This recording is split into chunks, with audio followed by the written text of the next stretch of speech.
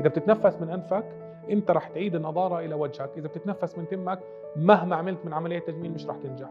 اثنين، موضوع الاسنان، في كثير ناس بتهمل في علاج اسنانها، بتهمل في الحفاظ على اسنانها، واذا عندها اسنان مخلوعه ما بتعوضها.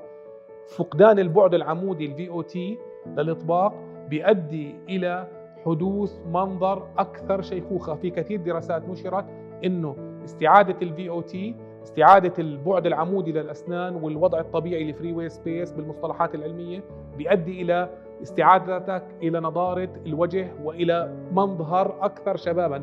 في واحده من الدراسات اللي عملت في بريطانيا لما عوضوا الاسنان ورجعوا الاسنان لوضعها الطبيعي وعلاقتها السليمه، الشخص كانه بدا اقل 13 سنه من عمره.